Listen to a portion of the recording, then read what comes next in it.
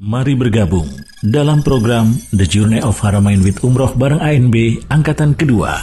Insya Allah akan diberangkatkan akhir Februari 2024. Hubungi 0812 9090 4331. Assalamualaikum warahmatullahi wabarakatuh.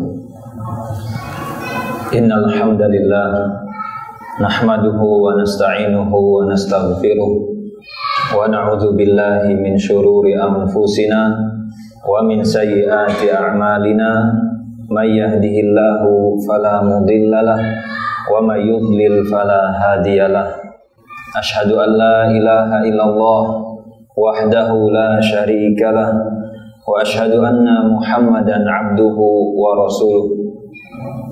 Qala Allah Ta'ala ya ayyuhalladzina amanu taqullaha haqqa tuqatih wa la tamutunna illa wa antum muslimun. Usi nafsi wa iyyakum bittaqwallah faqad fazal muttaqun. Jamaah salat Jumat rahimani wa rahimakumullah. Khutbah siang kali ini ditujukan untuk para ayah yang memiliki kekhawatiran kalau saya nanti meninggal, bagaimana nasib keluarga saya, bagaimana nasib anak-anak saya, siapa yang akan menjaga mereka setelah saya tiada. Khutbah siang ini juga ditujukan untuk semua yang menghadapi masalah-masalah tapi tidak kunjung selesai, berusaha untuk melakukan upaya tapi tidak menemukan jalan keluar. Dan kemudian khutbah ini juga ditujukan untuk orang-orang yang memiliki kekhawatiran karena ditekan oleh atasan, ditekan oleh orang-orang yang berkepentingan untuk melakukan sesuatu yang melanggar perintah Allah Azza wa Jalla. Rasul sallallahu alaihi wasallam menyampaikan sebuah wasiat kepada anak paman beliau, yaitu Abdullah ibn Abbas. Kata Rasul sallallahu alaihi wasallam, ya gulam, inni u'allimuka bi kalimat. Kata Rasul sallallahu alaihi wasallam yang disampaikan wasiat pertama adalah ihfazillah yahfazka. Ihfazillah tajidhu tujahak. Wasiat yang pertama kata Rasul, jagalah Allah, niscaya sebagai jaminannya, sebagai garansinya Allah akan menjaga kalian. Bagaimana cara kita menjaga Allah? Dijelaskan oleh para ulama, jaga dua hal. Yang pertama adalah perintah Allah dilakukan, larangan Allah ditinggalkan. Dan ini menjadi upaya yang kita bisa lakukan untuk mengamankan diri kita, untuk mengamankan anak, istri, dan keluarga kita. Ketika kita membaca surat Al-Kahfi, di situ diceritakan bagaimana Nabi Khidir diperintahkan oleh Allah untuk apa? Membangun tembok, menjaga harta yang sudah terpendam, supaya nanti bisa sampai kepada ahli waris, kepada anak keturunan, dan disampaikan. Kenapa itu sampai dilakukan? Wa kana abuhuma salihah. Karena dulu bapaknya mereka, buyut-buyutnya mereka itu orang-orang soleh, orang-orang yang taat kepada Allah, orang-orang yang menjaga Allah. Maka karena mereka hormat kepada Allah, mereka respect kepada Allah, maka Allah pun jaga. Bukan hanya dia, tapi keturunannya, pasangannya, anak cucunya dijaga oleh Allah Azza wa Jalla. Sehingga ketika kita muncul kekhawatiran, kalau saya nggak ada, siapa yang jaga anak saya? Kalau saya udah meninggal, siapa yang jaga keluarga saya? Maka kembalikan dan percayakan itu kepada Allah. Saat kita hidup, jaga hak-hak Allah. Niscaya sebagai garansi, sebagai jaminan Allah akan jaga keluarga-keluarga kita. Dan kemudian tajidhu tujahak. Orang yang menjaga Allah, Allah akan berikan hidayah, Allah akan berikan bimbingan kepada orang tersebut. Kemudian wasiat yang kedua, kata Rasul sallallahu alaihi wasallam, ta'arraf ilallah firraha ya'rifka fi syiddah. Kenali Allah, dekatlah dengan Allah, jaga hubungan baik dengan Allah di posisi kita sedang lapang, di posisi kita sedang nyaman. Garansinya, balasannya adalah ya'rifka fi syiddah. Allah akan kenal sama kita, Allah akan jaga hubungan baik dengan kita di posisi kita sedang sulit. Dan posisi sedang sulit itu banyak macamnya. Kita terlilit utang, kita kena musibah. Posisi sulit misalkan hal-hal yang tidak mengenakkan menimpa kita, maka ketika kita butuh sama Allah, Allah akan bantu kita. Dan kata para ulama, posisi yang lebih parah, posisi yang sangat menakutkan dan mengerikan adalah kematian, sakaratul maut. Maka yang bisa menyelamatkan kita dari posisi sakaratul maut sehingga kita bisa mati dengan baik adalah Allah Azza wa Jalla. Dan kita butuh penjagaan Allah di detik-detik kita meninggalkan dunia. Ta'arraf ilallah fir raha ya'rifka fi syiddah. Maka kita butuh jaminan itu, dan Rasul sudah ingatkan ada nikmat-nikmat yang mana orang itu lalai ketika sehat, ketika dia lapang, dia nggak jaga Allah Azza wa Jalla. Maka ketika dia sulit, dia butuh, maka Allah juga tidak jaga dia. Ini sebenarnya masuk akal dan kita bisa nalar dengan akal sehat. Sebagai contoh misalkan, jadi ini sebenarnya ketika kita menjaga Allah, hak Allah saat ini, itu bentuk investasi kita di masa datang. Orang misalkan kita punya kenalan Kapolda misalkan, kita punya kenalan misalnya Bupati, kita punya kenalan Direktur perusahaan, kita punya kenalan orang-orang penting di Jogja, orang-orang penting di pemerintahan, orang-orang penting di pusat. Apa yang kita lakukan? Jaga hubungan baik dengan mereka. Orang-orang yang kita harapkan bisa memberikan benefit untuk kita di saat kita susah, itu kita jaga hubungan dengan dia. Entah kita kasih hadiah, entah kita minimal komunikasi, chat, dan yang lain. Intinya kita jaga. Sehingga di momen ketika kita pas butuh kepada orang ini, kita tinggal calling. Pak, minta tolong Pak. Pak, tolong dibantu. Kenapa? Sudah ada ikatan. Sudah ada hubungan baik yang terjaga. Ketika detik-detik kita butuh bantuan dia, ya sudah, saya bantu. Ya sudah, saya turun tangan.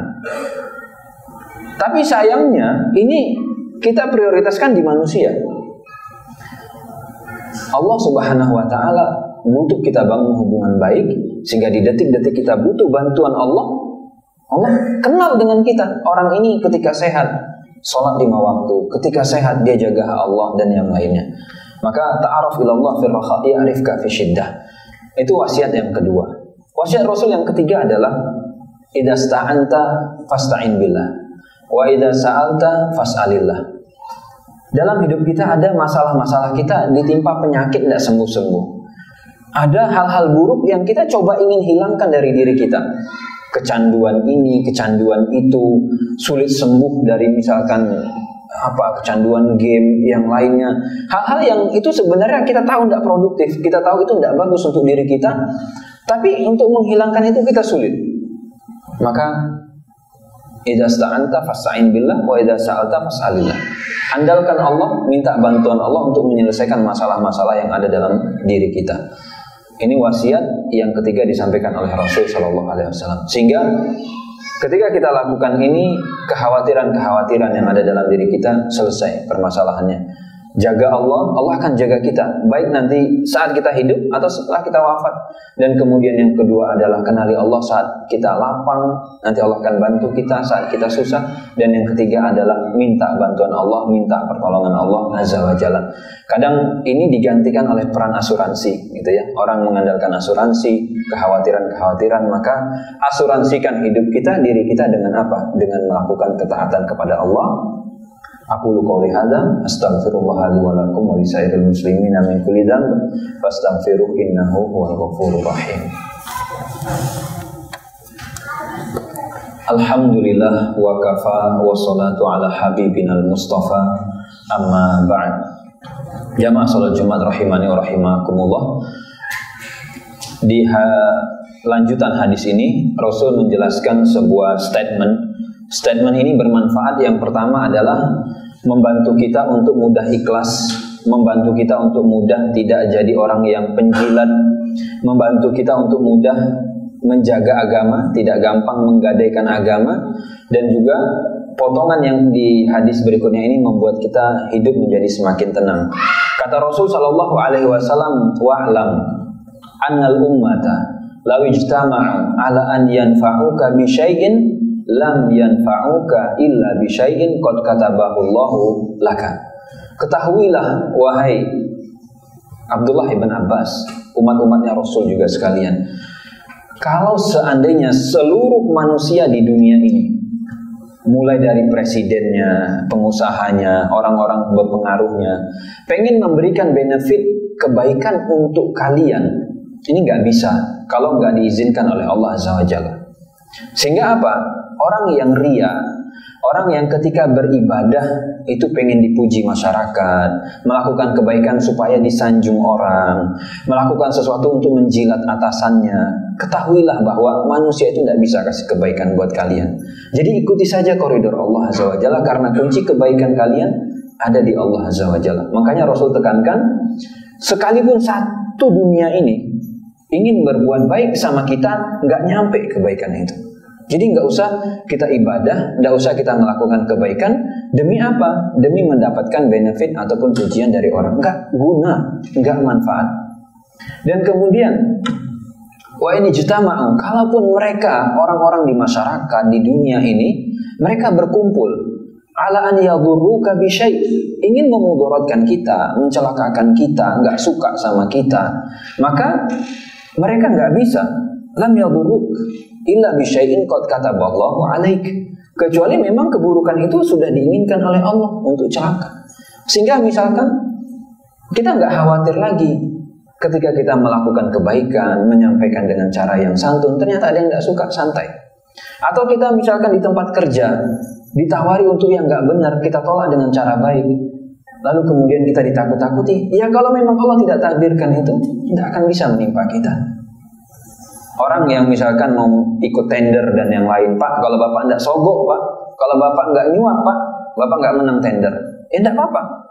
Kalau toh rezeki akan diganti oleh Allah dengan jalan yang lain. Makanya kekhawatiran, kemudian rasa harap kita itu, kata Rasul SAW, jadikan yang utama, prioritas adalah Allah Azza wa Jalla. Maka orang ketika menyadari dua hakikat ini, yang bisa ngasih kebaikan hanya Allah, yang bisa memberikan mudarat untuk dia hanya Allah, maka mudah untuk ikhlas, mudah untuk tenang, nggak khawatir.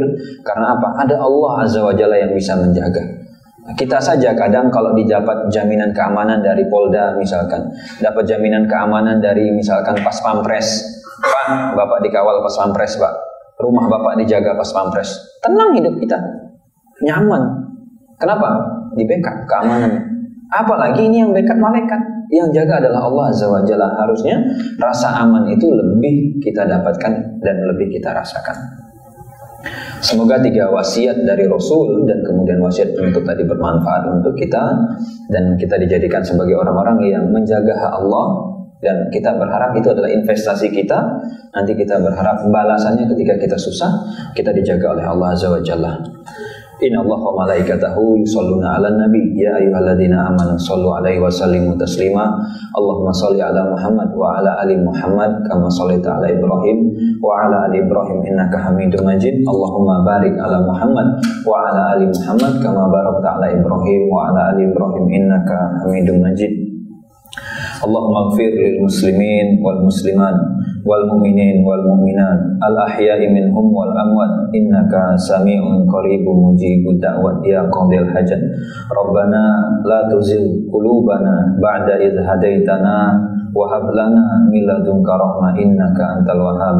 Allahumma a'inna ala dzikrika wa syukrika wa husni ibadatik. Rabbana atina fid dunya hasanah wa fil akhirati hasanah wa qina adzabannar. Aqimus shalah.